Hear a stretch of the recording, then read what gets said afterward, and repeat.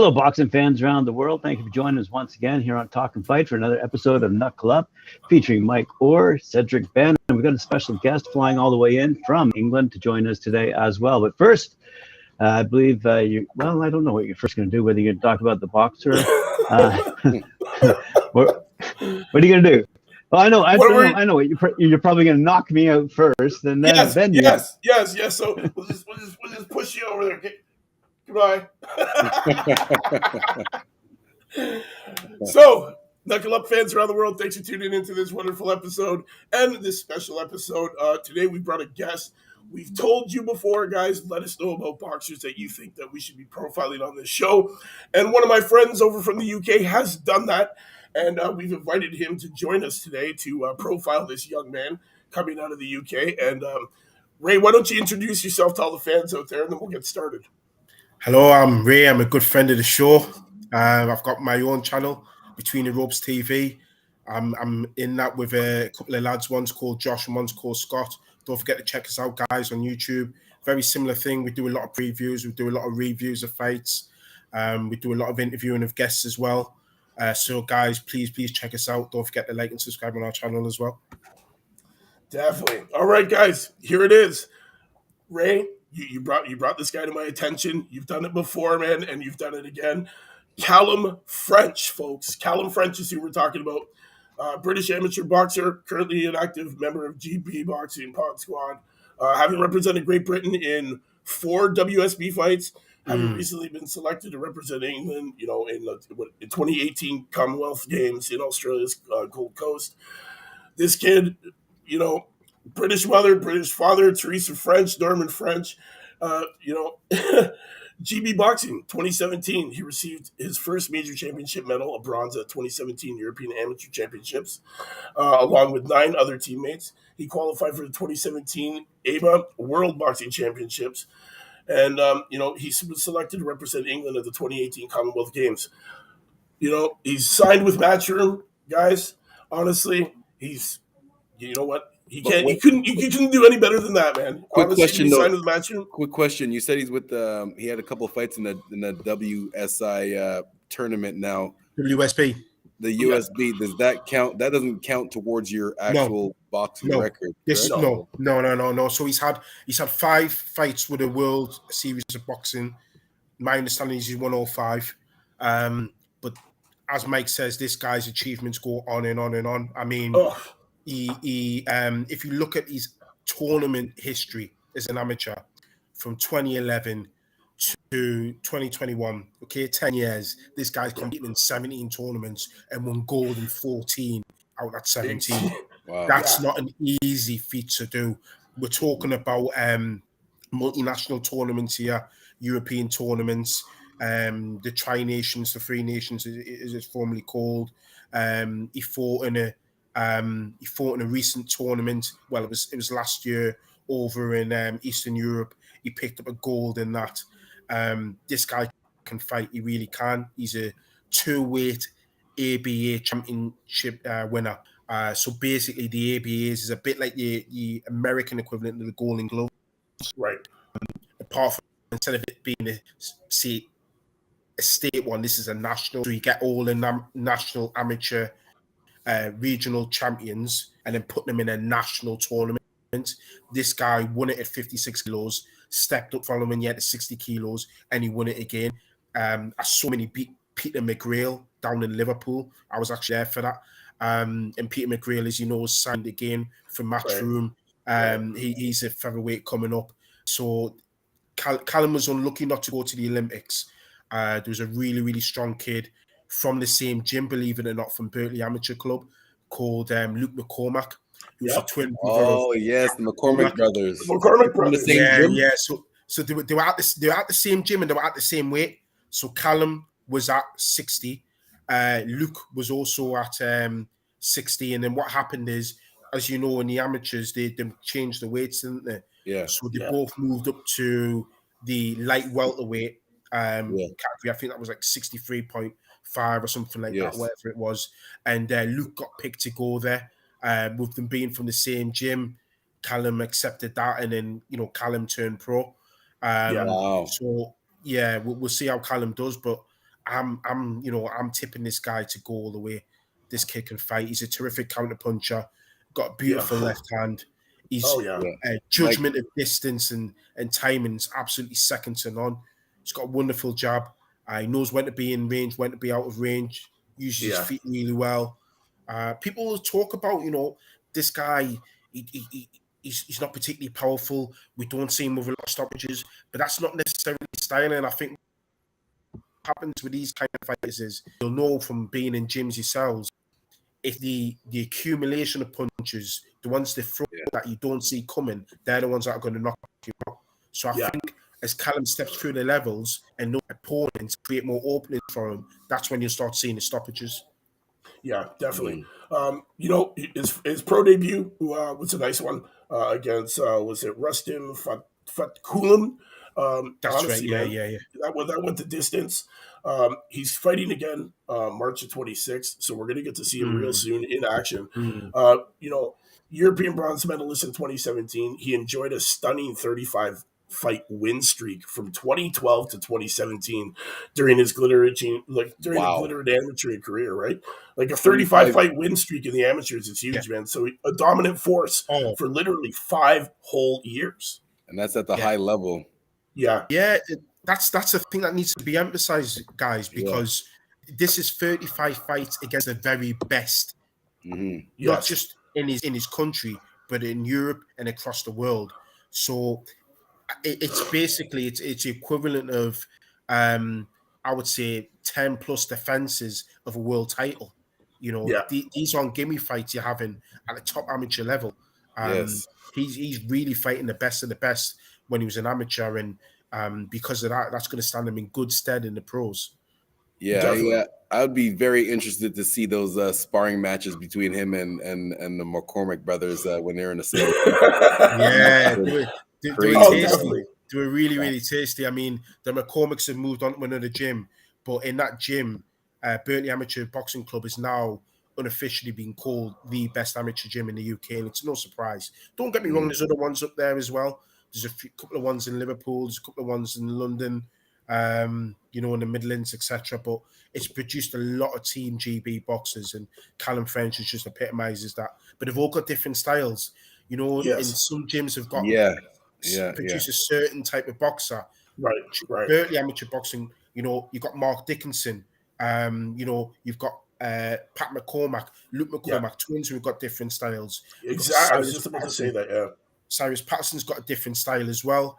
You've got Ben Reese, Owen Reese, they've got a different style. There's another boy coming through called Tawad, got a different style. There's a couple of girls coming through, Georgia O'Connor, who's just turned pro. Hannah Robinson as well. Again, different styles, and that's the beauty of that gym.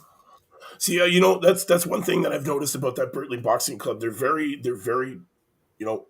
different oriented skills, man. They got a lot of good trainers in there, and they're producing a lot of different styled fighters, which you don't really see too much in a lot of gyms. Like you go to one gym, you got certain trainers, those certain trainers train a certain way. You produce the same kind of fighters over and over and over and over again.